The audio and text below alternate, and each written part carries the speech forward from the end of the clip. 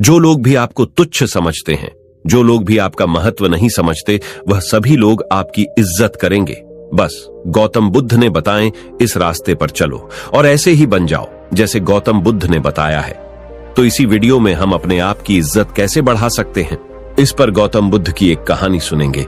तो बिना देर किए चलिए उस कहानी की शुरुआत करते हैं। एक समय की बात है, बंगाल की खाड़ी के किनारे एक छोटे से शांत गांव में भैरव नाम का एक युवा लड़का रहता था। भैरव अपने क्रोधी स्वभाव और चंचल मन के कारण गांव भर में प्रसिद्ध था। उसका मन हर समय विचारों से भरा रहता था। इस तूफान ने उसके मन को एकदम बेचैन कर दिया है। उसके जीवन से शांति मानो गायब हो गई थी और वह हमेशा अपने ही ख्यालों में खोया रहता था और तनावपूर्ण जीवन जी रहा था। उनके अशांत मन और क्रोध के कारण उनके अपने परिवार के सदस्यों और गांव वालों से भी संबंध अच्छे नहीं थे, जिससे वह और भी अधिक अकेला और अपमानित महसूस करने लगा। वह और भी अधिक मानसिक तनाव की स्थिति में चला जाता है। एक समय की बात है, भैरव अपने गांव की गलियों में घूम रहे थे। तभी उनकी मुलाकात एक महात्मा बुद्ध से हुई, जो एक पेड़ की छाया के नीचे ध्यान में बैठे थे। महात्मा बुद्ध के चेहरे से निर्मल शांति की आभा झलक रही थी। इस असीम शांति में भैरव महात्मा बुद्ध की ओर आकर्षित हुए। जब भारत महात्मा बुद्ध के करीब आया तो उसे अपने आसपास एक सकारात्मक ऊर्जा का एहसास हुआ। भैरव को एहसास हुआ कि इस असीम शांति और सकारात्मक ऊर्जा का स्रोत कहीं ना कहीं महात्मा बुद्ध के भीतर ही था। इसलिए वह वहीं बैठकर उसकी आंखें खुलने का इंतजार करने लगा। थोड़ी देर बाद जब महात्मा बुद्ध की आंख खुली तो उसने एक युवा लड़के को अपने सामने बैठा पाया, जो बहुत तनावग्रस्त और नकारात्मक भावनाओं से भरा हुआ लग रहा था।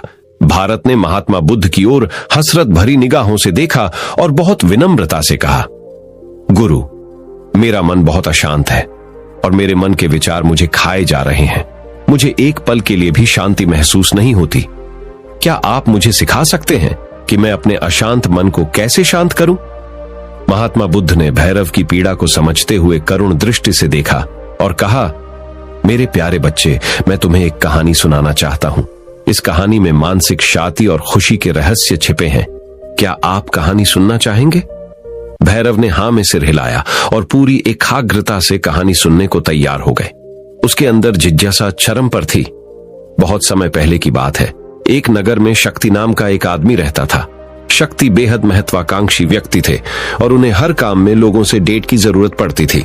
यदि उसे किसी से असफलता और बुराई सुनने को मिलती है तो वह गहरी चिंता और तनाव में चला जाता है। उनका मानना था कि सफलता और भौतिक शक्तियां खुशी देंगी, लेकिन वह जितना सफलता और प्रशंसा के पीछे भागता था उतना ही मानसिक तनाव में डूबता जाता था। लेकिन अचानक शक्ति का सामना उस समय के मशहूर महात्मा बुद्ध से हो गया, जिसका नाम महाकौशल था। महाकौशल अपने शिष्यों को ध्यान की शिक्षा देते थे और वह स्वयं एक बहुत ही ध्यान मग्न और प्रबुद्ध व्यक्ति थे। महाकौशल की अद्भुत एकाग्रता से प्रभावित होकर शक्ति ने उनसे अपने भटकते मन को शांत करने का उपाय जानना चाहा।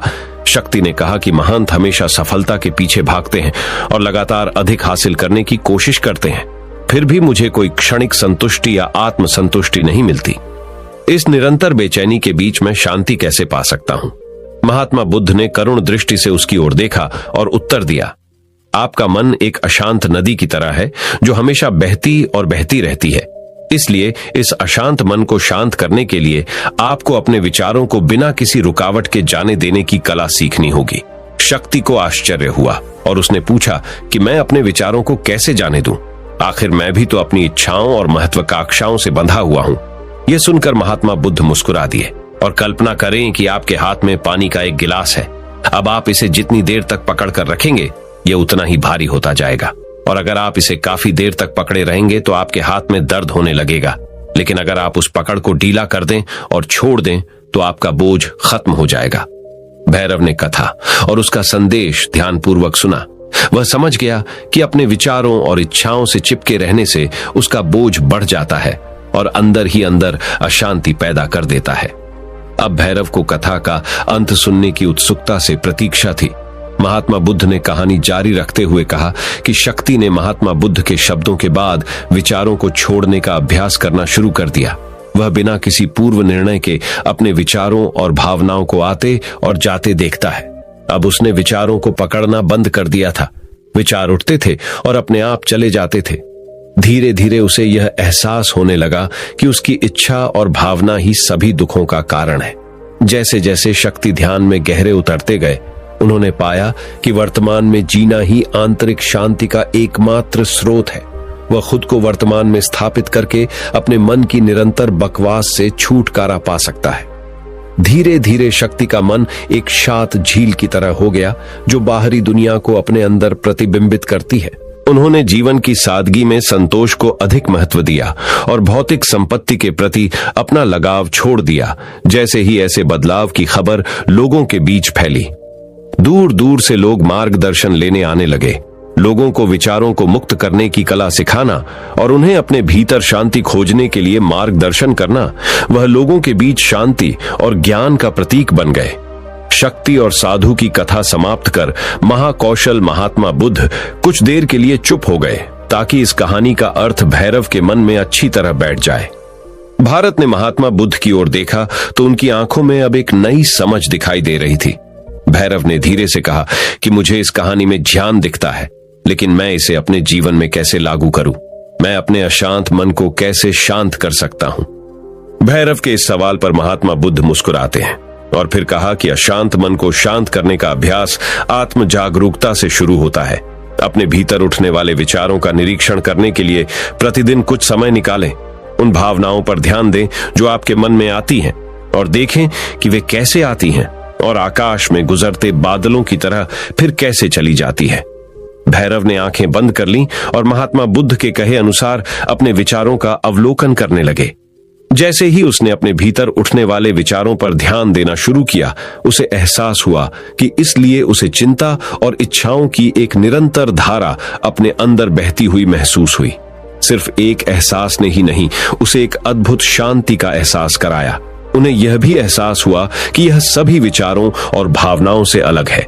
महात्मा बुद्ध ने आगे कहा कि जैसे शक्ति ने खुद को सभी मोह माया से अलग कर लिया था, अपने मन को अशांतकारी विचारों और भावनाओं से मुक्त करने का अभ्यास विकसित करें। बिना किसी पूर्वाग्रह के विचार को वैसे ही स्वीकार करें जैसे वह आता है, और फिर धीरे धीरे उन्हें जाने दें और अपना ध्यान वर्तमान क्षण पर केंद्रित करें।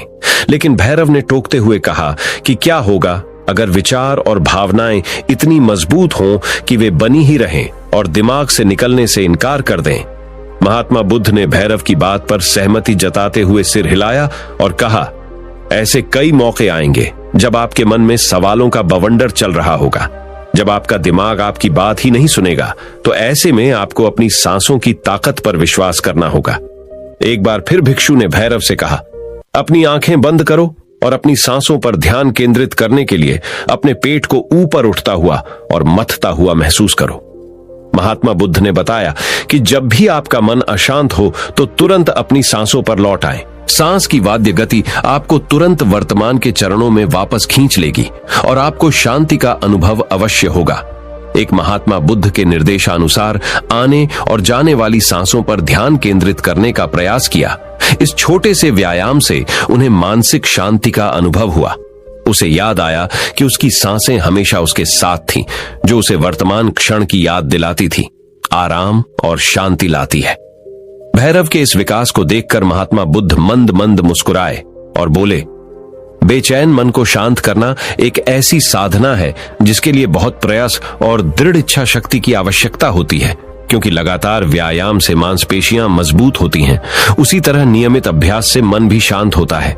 स्वीकृति में सिर हिलाते हुए एक महात्मा बुद्ध को धन्यवाद देते हुए उन्होंने वादा किया कि आज से वह अपने अशांत मन को शांत कर सकेंगे और अपनी गैर शक्तियों को मुक्त कर सकेंगे और अपने भीतर शांति पाने के लिए इस यात्रा पर निकलने में सक्षम हो सकेंगे।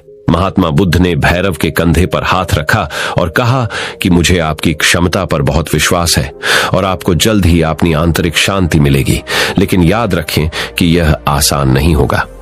लेकिन अगर आप दृढ़ इच्छा शक्ति और खुले दिल से प्रयास करेंगे तो आप निश्चित रूप से वह मुक्काम पा लेंगे जो आपके अंदर है। उस दिन से भैरव अपने अशांत मन को शांत करने का प्रयास करने लगे और हर दिन ध्यान करने के लिए एक अलग समय निर्धारित करें। उसने अपने मन में उठने वाले विचारों को बिना किसी रोक टोक के जाने दिया और अपनी सांसों के जरिए खुद को वर्तमान में बनाए रखने की कोशिश की। समय के साथ अभ्यास करते हुए भैरव को अपने अंदर शांति का अनुभव हुआ। जैसे जैसे समय बीतता गया, भैरव को ज्ञान और शांति का स्रोत कहा जाने लगा। ग्रामीण अपने अशांत मन को शांत करने के लिए भैरव के पास आते हैं।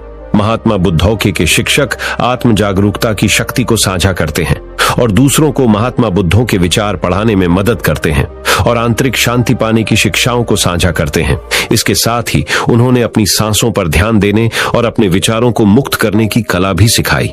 ऐसे निवासियों का विकास हुआ और उन्हें मन की अमूल्य शांति मिली। महात्मा बुद्ध की शिक्षाओं और भैरव द्वारा संचालित अभ्यास के माध्यम से विचारों को त्यागने और वर्तमान में जीने की कला दूर दूर तक फैल गई है।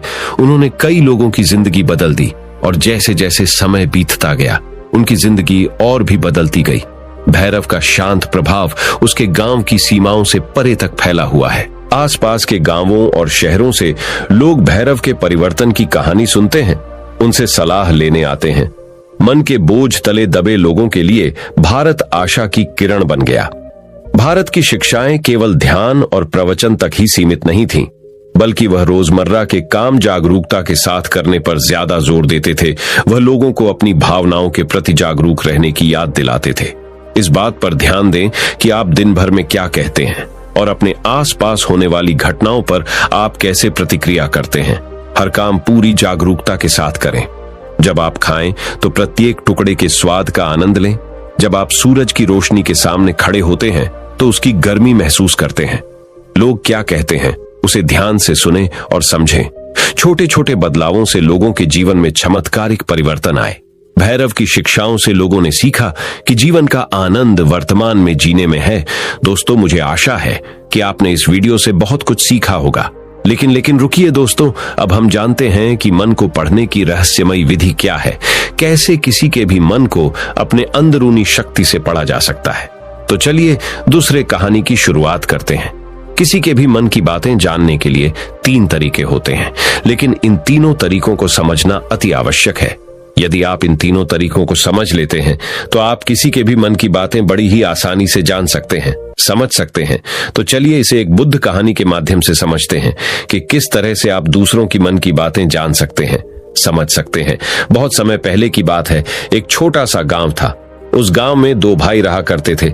बड़ा भाई अंधा था, जिसके कारण वो हमेशा घर पर ही बैठा रहता था और छोटा भाई खेती किया करता था। लेकिन खेतों में अधिक जानवर आने से पूरी फसलें नष्ट हो जाती थीं, जिस कारण छोटा भाई बहुत परेशान हो चुका था। तभी उसे एक तरकीब सूझी। एक दिन उसने सोचा, खेतों में से इन जानवरों को भगाने के लिए क्यों ना मैं अपने बड़े भाई की मदद लूं। वैसे भी बड़े भैया अंधे हैं। अगर वह खेत में बैठे रहेंगे और जानवरों की आहट आने पर वह उन्हें जोर से चिल्लाकर भगा सकते हैं, जिससे हमारी फसलें बच सकती हैं। इसलिए उन्हें मैं खेत में बिठा देता हूं। ये सब सोच विचार करने के बाद उसने अपने खेत में ही एक छोटी सी झोपड़ी तैयार की और अपने अंधे भाई को उस खेत में बैठा दिया और उनसे कहा, भैया, यदि कोई जानवर की आहट आपको सुनाई दे तो आप जोर जोर से चिल्लाना। यह सुनकर वह जानवर वहां से भाग जाएंगे और हमारी फसलें नष्ट होने से बच जाएंगी।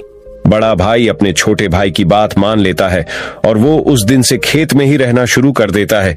जब भी किसी जानवर की आहट उसे सुनाई देती तो वो तुरंत जोर जोर से चिल्लाना शुरू कर देता, जिससे वह जानवर उसके खेतों से भाग जाते। ऐसा करते करते कई दिन बीत चुके थे। तभी एक दिन उसके खेत में ही रहना शुरू कर देता है। जब भी किसी जानवर की आहट उसे सुनाई देती तो वो तुरंत जोर जोर से चिल्लाना शुरू कर देता, जिससे वह जानवर उसके खेतों से भाग जाते। ऐसा करते करते कई दिन बीत चुके थे।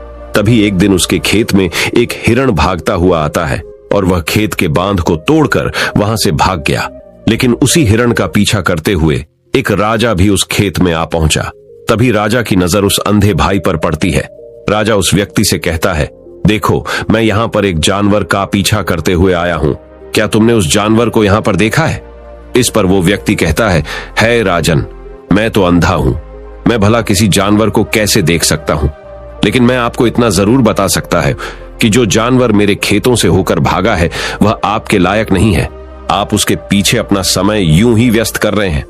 राजा उस अंधे व्यक्ति की बात सुनकर बड़ा अचरज में पड़ गया।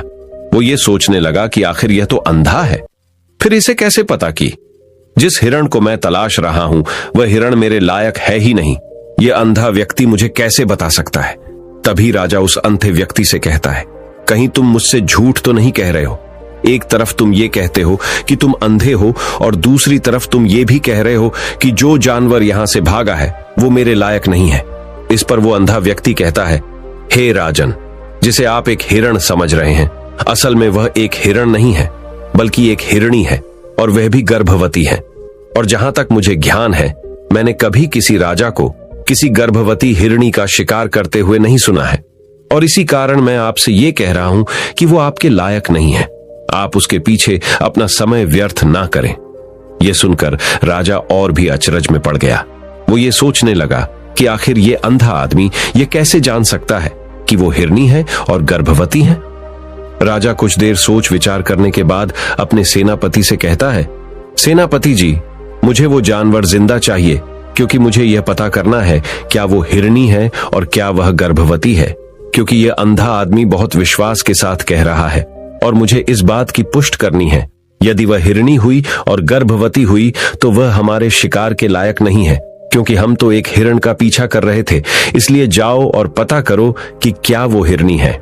सेनापति राजा से आज्ञा लेकर आगे की ओर बढ़ चलता है, और कुछ देर बाद जब वह वापस लौट कर आता है तो वह राजा को कहता है, राजन, इस अंधे आदमी ने जो भी बातें कही हैं वो बिल्कुल सही है। वो एक हिरणी ही है और वह गर्भवती भी है। ये सुनकर राजा आश्चर्यचकित रह गया। उसे समझ नहीं आ रहा था कि आखिर अंधा आदमी कैसे पता कर सकता है कि वह जानवर एक हिरणी है और तो और वह गर्भवती है। भला एक अंधा आदमी ये कैसे देख सकता है, ये कैसे जान सकता है? आखिर इससे यह कैसे पता चला? ऐसे कई सारे प्रश्न अब राजा के मन में उमड़ने लगे। अब राजा ने यह ठान लिया था कि मुझे इस बात की गहराई तक पहुंचना ही है कि आखिर ये अंधा आदमी कैसे जानता है कि वह जानवर एक हिरणी है।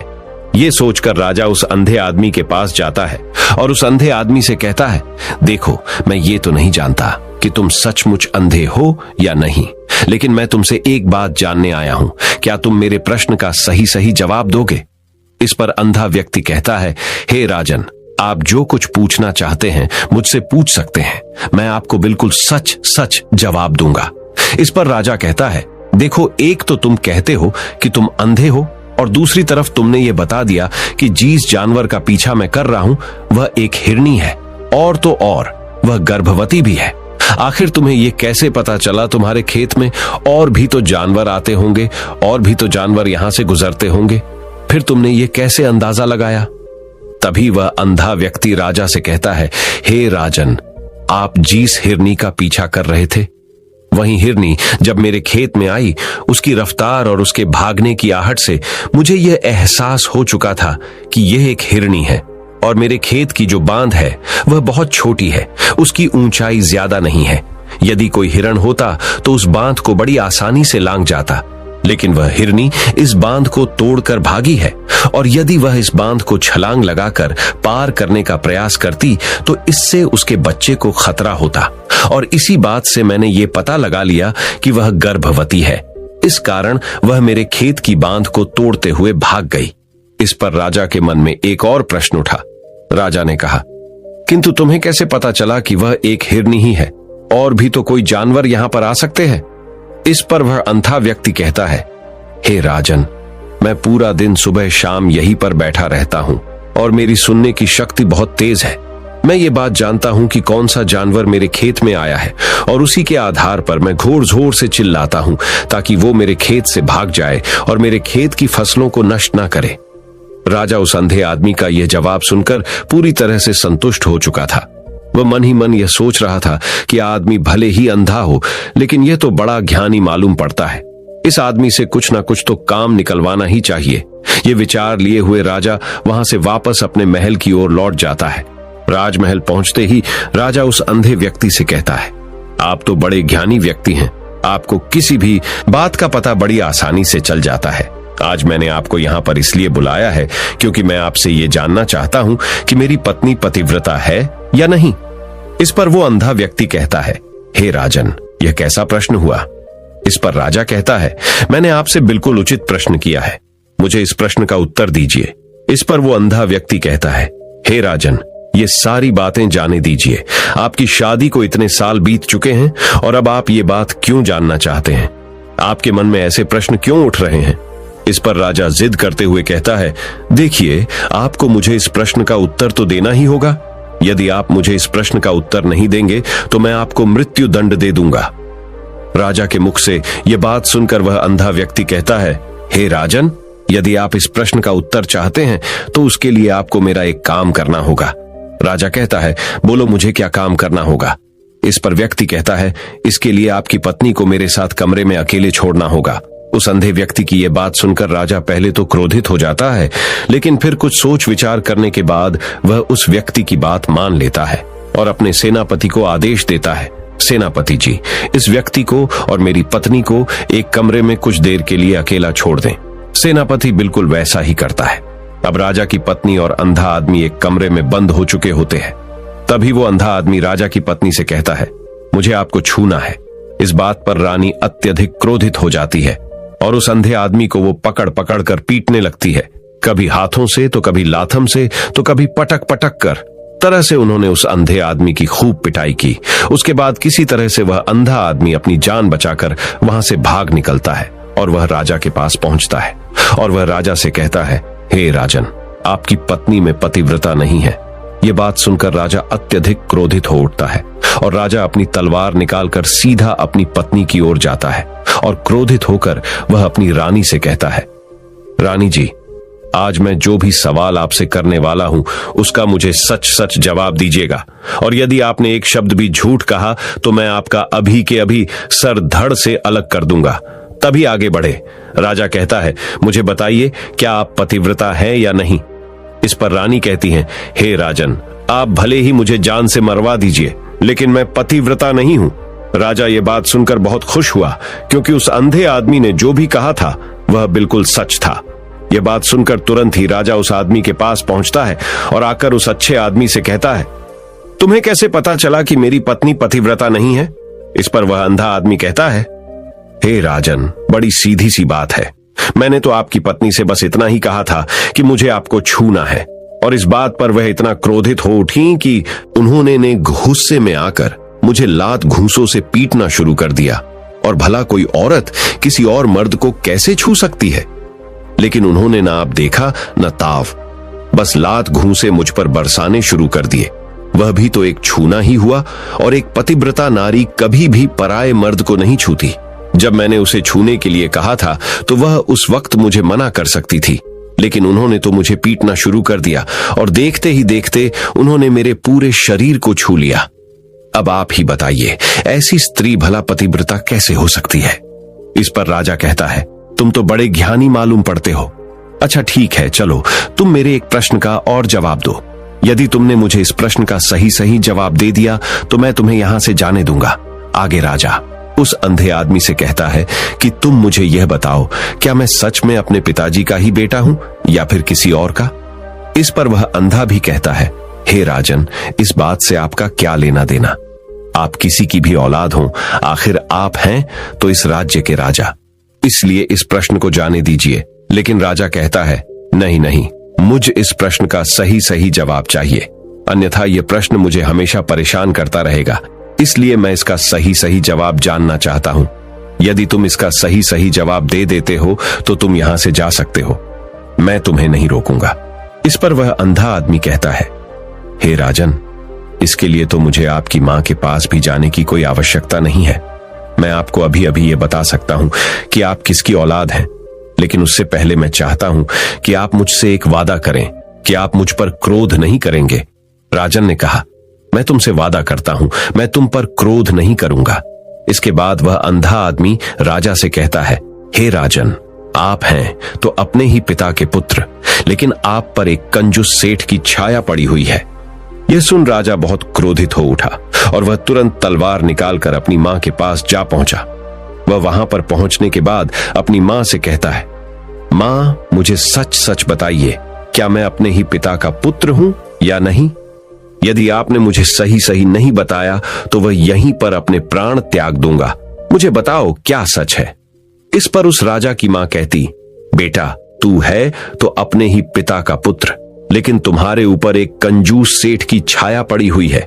जब मैं एक बार नहाने के बाद अपना मुंह आईने में देख रही थी, तभी उस कांच के पीछे मुझे एक कंजूस सेठ नजर आता है और उसी की छाया तुम पर पड़ चुकी है। ये सुन राजा बहुत खुश हो जाता है और वह तुरंत दौड़ा दौड़ा वापस उस अंधे आदमी के पास पहुंचता है और उस अंधे आदमी से कहता है, तुम्हें यह कैसे पता चला कि मुझ पर एक कंजूस सेठ की छाया पड़ी हुई है? इस पर वह आदमी कहता है, हे राजन, आपने मुझसे कई सारे सवाल पूछे जिनका जवाब मैंने आपको सही सही दिया है। यदि कोई और राजा होता तो मुझे इसके बदले में ढेरों सारे इनाम मिल चुके होते, लेकिन अब तक आपने एक फूटी कौड़ी तक नहीं दी है। इस बात से ही मैंने अंदाजा लगा लिया था कि आप बहुत कंजूस हो।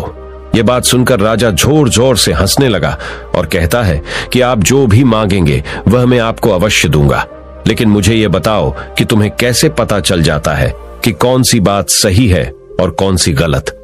तुम किसी भी बात का इतना सटीक और सही जवाब कैसे दे पाते हो? इस पर वह अंधा आदमी कहता है, हे राजन, मैं तो वैसे ही अंधा हूं। यदि मेरी आंखें होती तो मैं किसी की भी मन की बातें बड़ी सरलता से जान लेता। मन की एक भाषा होती है और यह भाषा मनुष्य के शरीर के व्यवहार के रूप में देखी जा सकती है। उसकी आंखों से, उसके होठों से, उसके काम करने के तरीके से, उसकी क्रियाओं से पता किया जा सकता है कि उसके मन में क्या चल रहा है। उसके आधार पर हम किसी के भी मन की बातें जान सकते हैं। लेकिन मैं तो अंधा हूं, मैं देख नहीं सकता। यदि मुझे कोई बात जाननी हो तो अगले आदमी को कुछ काम देना पड़ता है, जिस पर वह व्यक्ति किस प्रकार काम करता है, किस तरीके से इस काम को करता है, उसके आधार पर ही मैं ये पता कर पाता हूं कि उसके मन में क्या चल रहा है।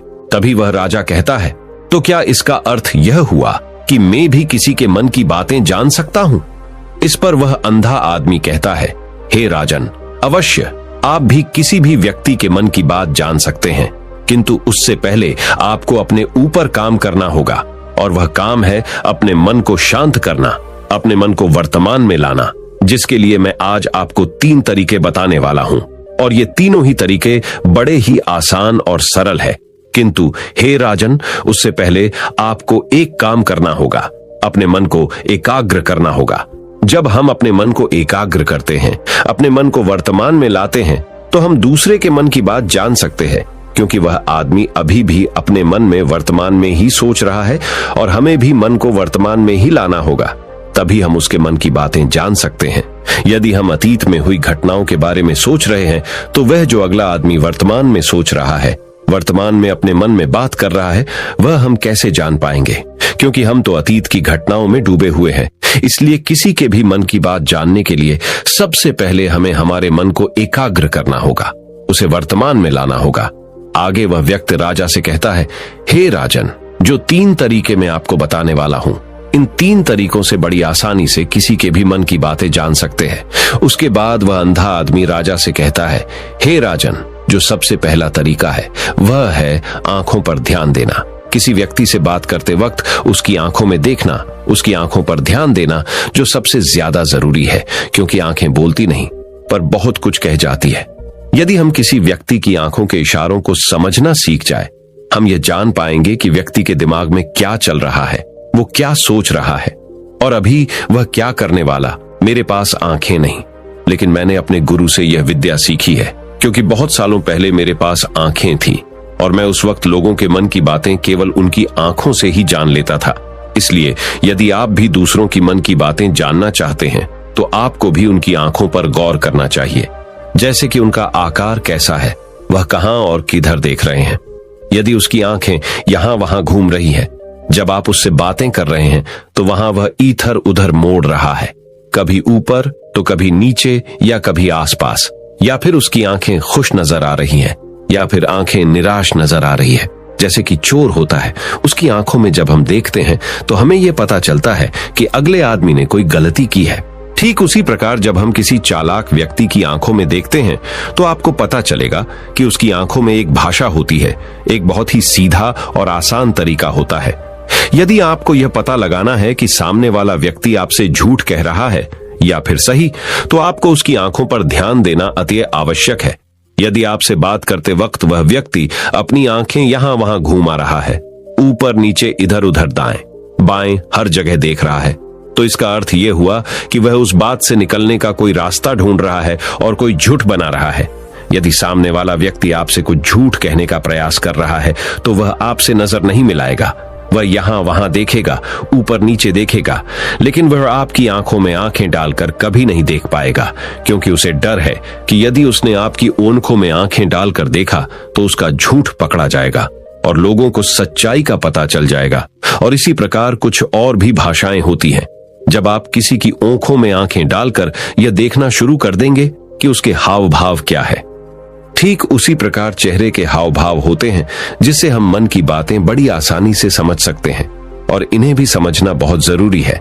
कभी कभी कोई व्यक्ति अपने चेहरे से जैसे आंख, होंठ और बहुत से कुछ अलग अलग व्यवहार करता है। यदि आप किसी व्यक्ति के चेहरे में गौर करेंगे तो आप आसानी से समझ पाएंगे कि वह व्यक्ति निराश है। जब व्यक्ति बहुत उदास है, या फिर वह बहुत खुश है, या फिर उससे कोई बहुत बड़ा दुख है, वह अपने अंदर क्या महसूस कर रहा है, ये सारी बातें हम उसके चेहरे के हाव भाव से पता कर सकते हैं। फिर चाहे इंसान जुबान से कुछ बोले या ना बोले, लेकिन आप उसके चेहरे से सब कुछ पता कर सकते हैं। आगे व्यक्ति राजा से तीसरा तरीका बताते हुए कहता है, हे राजन, इसी प्रकार तीसरी भाषा भी है, अर्थात तीसरा तरीका भी है, और वह है हाथों के इशारे और शरीर का व्यवहार। मन की बात समझने के लिए हमें हाथ के इशारे और शरीर के व्यवहार को समझना बहुत आवश्यक है। कोई व्यक्ति जब बात करता है तो आपने देखा होगा कि वो अपने हाथों को हिलाता रहता है, अपने हाथों से इशारा करता रहता है। बातों के साथ साथ अपना शरीर का जो व्यवहार है, अर्थात बॉडी लैंग्वेज, उसका भी पूरा उपयोग करता है, जिससे हमें यह पता चल पाता है कि वह व्यक्ति हमारी बातों पर कितना ध्यान दे रहा है और उसके मन में क्या चल रहा है। शरीर के व्यवहार को देखने के लिए उसके हाथ मटकाने, शरीर मटकाने और चेहरे पर बार बार हाथ लाल, हाथों का एक दूसरे से मसलना, ऐसी बहुत सी क्रियाएं होती हैं। उस पर हमें ध्यान देना अति आवश्यक है। मन की बात को समझने के लिए हमें शरीर के व्यवहार को भी समझना पड़ता है। यदि हम इन 3 तरीकों को सही तरीके से ध्यान देकर इन 3 तरीकों को अच्छे से समझ लेते हैं तो हम बहुत जल्दी किसी भी व्यक्ति के मन की बातें बड़ी सरलता और सहजता से जान सकते हैं।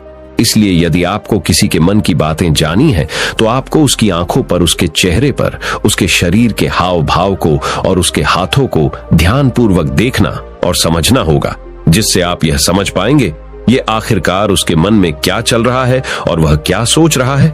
लेकिन उनसे पहले आपको अपने मन को एकाग्र करना होगा, शांत करना होगा और अपने मन को वर्तमान में लाना होगा। तभी आप उस व्यक्ति की इन सभी क्रियाओं पर ध्यान दे पाएंगे, उन्हें समझ पाएंगे। अन्यथा आप यदि अतीत की घटनाओं में व्यस्त हैं, भविष्य की योजनाओं में व्यस्त हैं, तो आप उस व्यक्ति के हाव भाव पर कभी ध्यान ही नहीं लगा पाएंगे और ना ही आप कभी यह समझ पाएंगे कि आखिर उस व्यक्ति के मन में क्या चल रहा है, वह क्या सोच रहा है। आपने देखा होगा कि ऐसे कई बड़े संत महात्मा हैं जो बड़ी ही शांति से आपको देखते हैं और आपको देखकर ही ये बता देते हैं कि आपके मन में क्या चल रहा है, आप उनसे क्या जानने आए हैं। और इसका सबसे बड़ा प्रमुख कारण यही है कि वह आपको पढ़ सकते हैं, आपको समझ सकते हैं, आपकी मन की बातें जान सकते हैं, क्योंकि उनका मन एकाग्र है, शांत है, और यही कारण है कि वह आपके मन की बातें बड़ी सरलता से समझ जाते हैं। तो दोस्तों, उम्मीद करता हूं इन 2 कहानियों से एक अच्छी सीख मिली होगी। ये कहानी आपको कैसी लगी हमें कमेंट बॉक्स में कमेंट करके जरूर बताएं और इस कहानी को अपने दोस्तों के साथ जरूर शेयर करें ताकि उन्हें भी इस कहानी से कुछ सीखने को मिल सके। और हमारे चैनल को सब्सक्राइब करना ना भूले। धन्यवाद। नमो बुद्धाय।